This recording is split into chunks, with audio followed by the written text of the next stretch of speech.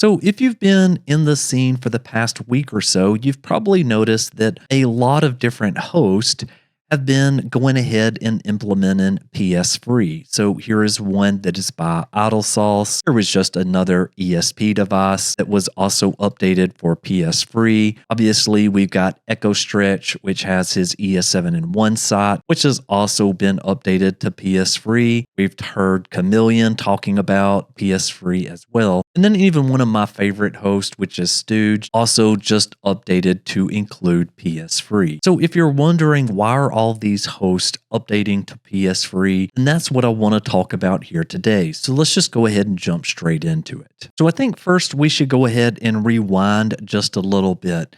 So back over here in December the 3rd, we saw this tweet and it said, finally a fast and stable WebKit exploit or PS4 system software version 6.00 to 9.60.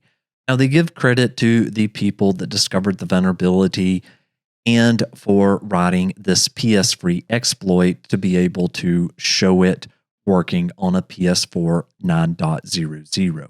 So very shortly after this, we started to see a couple of different Discord groups pop up where you could go ahead and you could try it. And a number of different folks like Control Execute went ahead and started staging it where people could just go ahead and kind of play with it. Now, it wasn't very functional at that moment. And in fact, I talked about this right around 2 months ago on December the 4th, 2023.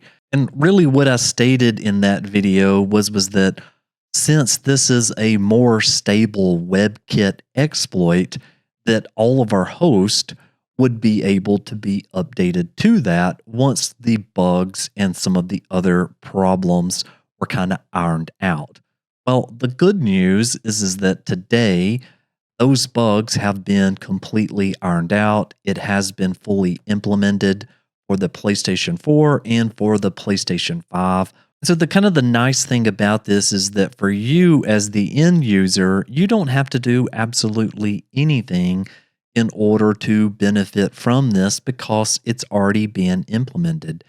And even if you take a look over at idlesauce's site, there is an options in here that you can press, and that options will let you even determine which exploit that you want to run. Do you want to run the PsFree or the version that the host was on before? Now, if you're wondering what versions are affected with this that we can run PsFree on, well, you can look right here and you can see on this article from walolo.net that it is firmwares on the PlayStation 4 6.00 to 9.60, and for the PS5 it's going to be from 1.00 to 5.50. Now, one thing that I absolutely do want to call out with all of this, and that was that regarding this PsFree, it does give you userland access up to that PS4 9.60, but it doesn't give you kernel access.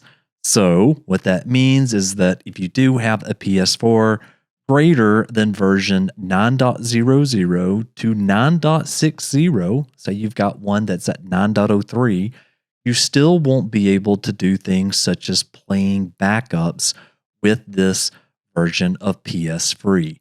Again, it is in the early stages, but I always like to reset expectations when it comes to kernel exploit.